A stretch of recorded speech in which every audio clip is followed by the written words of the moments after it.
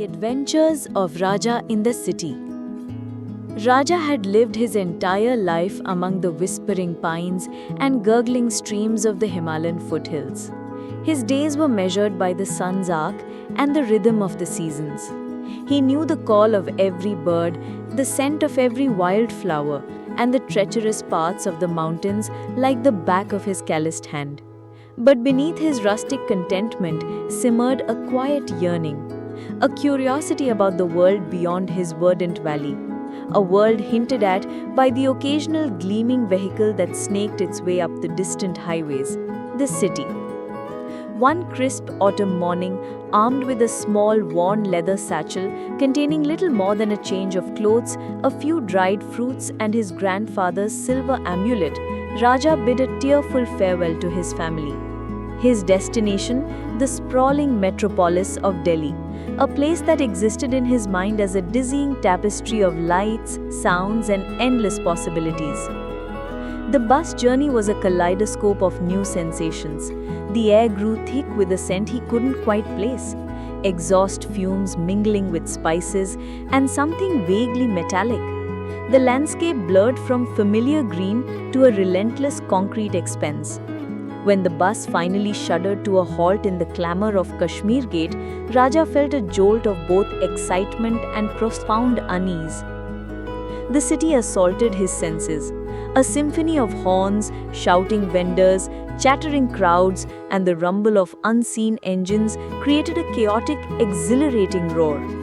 Towering buildings, impossibly close, scraped the sky, their glass facades reflecting the blinding sunlight.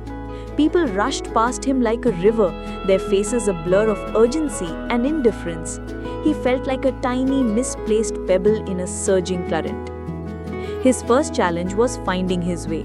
He had a crumpled piece of paper with an address, that of his distant cousin Rohan, who worked in a small electronics shop. But the street names were alien, the directions confusing, and every auto rickshaw driver seemed to speak a language of inflated fares. Lost and overwhelmed, Raja found himself in a bustling market, a labyrinth of stalls overflowing with vibrant textiles, glistening jewelry, and mountains of fresh produce. The aroma of street food, sizzling samosas, and spicy chaat was intoxicating, yet he felt too disoriented to eat.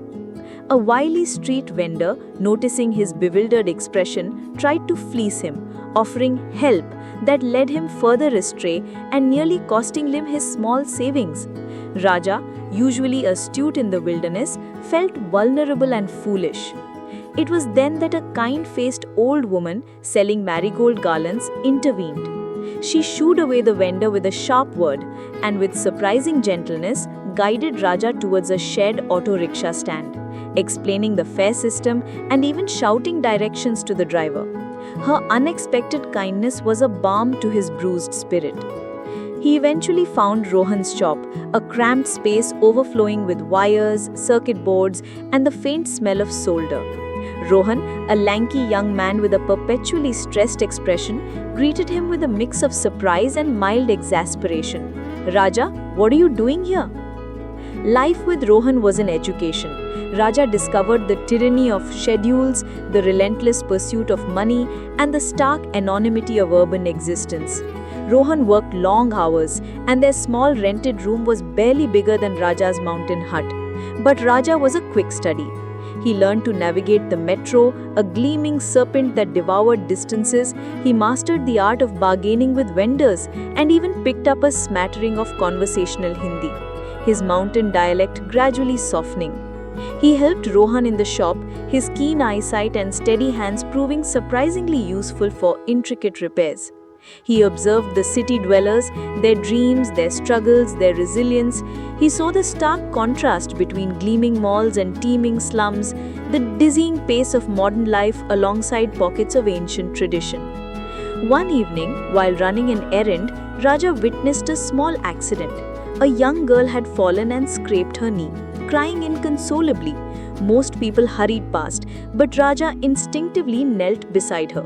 He used the clean cloth he carried and the small bottle of antiseptic Rohan kept in the shop to clean her wound, his movements calm and practiced. The girl's mother, initially startled, was deeply grateful. "You are a good boy," she said, her voice trembling. "So few people stop these days." This small act of kindness, born of his mountain upbringing, rippled outwards. The mother, impressed, recommended him for odd jobs in her neighborhood, watering plants, helping with groceries, even fixing a stubborn lock. Raja, with his honest demeanor and surprising strength, quickly gained a reputation for reliability.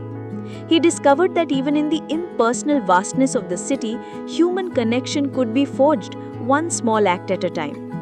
He often found solace in the city's green spaces, the ancient gardens and sprawling parks that offered a momentary respite from the concrete jungle. Here, he would sit beneath banyan trees, listen to the chirping of sparrows, and watch the kaleidoscope of city life unfold around him. He missed the mountains, a deep ache in his chest, but he also felt a growing appreciation for the city's unique pulse. Months turned into a year. Raja had not conquered the city, but he had found his place within it. He wasn't just a lost boy from the mountains anymore. He was Raja, the dependable helper, the quiet observer, the one who still carried the scent of pines in his memories but embraced the vibrant chaos of his new home.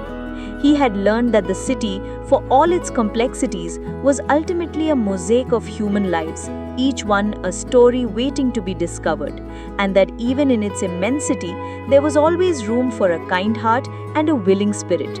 His adventure was far from over, it was just beginning to truly unfold.